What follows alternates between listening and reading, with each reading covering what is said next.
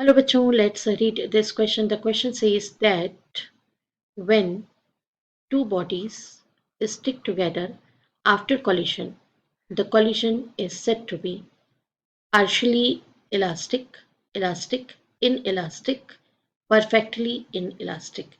We have to choose the correct option. आइए बच्चों सबसे पहले हम डिस्कस कर लेते हैं की कंसेप्ट। तो बच्चों ये जो क्वेश्चन है वो कॉलिजन से रिलेटेड है, तो हमें पता होना चाहिए कि कॉलिजन क्या है। तो आइए आपको बता देते हैं कि कॉलिजन क्या है। कॉलिजन क्या है आपको ये बता दें। कॉलिजन तब होता है जब दो ऑब्जेक्ट्स जो हैं वो एक दूसरे के डायरेक्ट कांटेक्ट में आते हैं और कोलाइड हो जाते हैं, है ना। तो अ collision occurs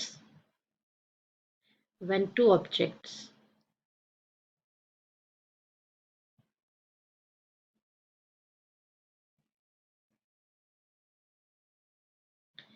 come in direct contact। Actually में एक तरह का इवेंट है ये, जबकि दो बॉडीज जो हैं वो एक दूसरे से इंटरेक्ट करती हैं और उनके लीनियर मोमेंटम और काइनेटिक एनर्जी जो है वो शेयर भी करती हैं। तो आइए देख लेते हैं सॉल्यूशन। तो बच्चों सॉल्यूशन में हम आपको बताने जा रहे हैं कि देयर आर डिफरेंट कैटेगरीज। तो there are two types of collision. Basically हम इनको दो कैटेगरी में डिफाइन कर देते हैं। एक कैटेगरी होती है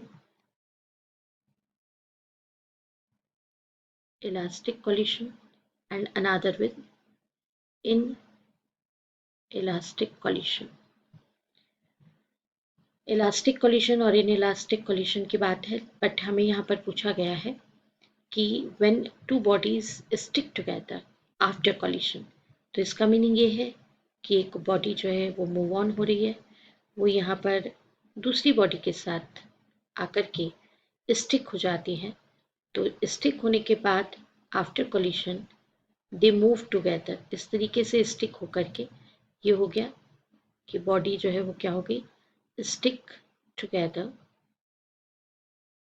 एंड आफ्टर कॉलिशन वो एक साथ मूव कर रहे हैं। ठीक, ये आफ्टर कॉलिशन, ये था इनका केस था before coalition,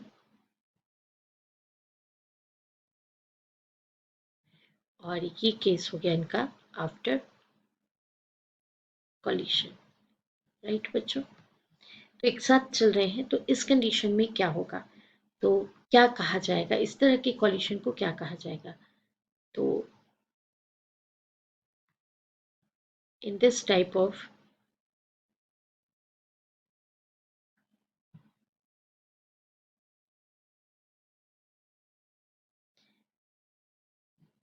only linear momentum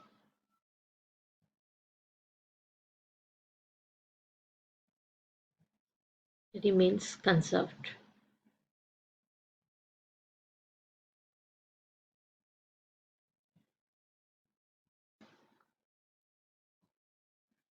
but kinetic energy does not remains conserved। Okay बच्चों, और सिंस ये एक साथ स्टिक होकर के मूव ऑन हो रहे हैं, यहाँ पर स्टिक होकर के एक साथ क्या हो जाते हैं, मूव ऑन होते हैं, तो इनकी वेलोसिटी एक ही रहती है।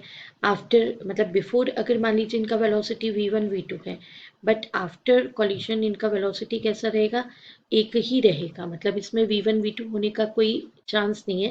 तो ये एक साथ टुगेदर ये v वेलोसिटी से, कॉमन वेलोसिटी से चलते हैं, इसलिए जो कोफिशिएंट ऑफ रेस्टिट्यूशन होता है that is e equals to क्या हो जाता है, ज़ीरो, क्योंकि सेपरेशन, वेलोसिटी सेपरेशन ज़ीरो होता है, इसलिए ई इक्वल्स टू क्या हो जाता है, ज़ीरो हो जाता है। That is coefficient of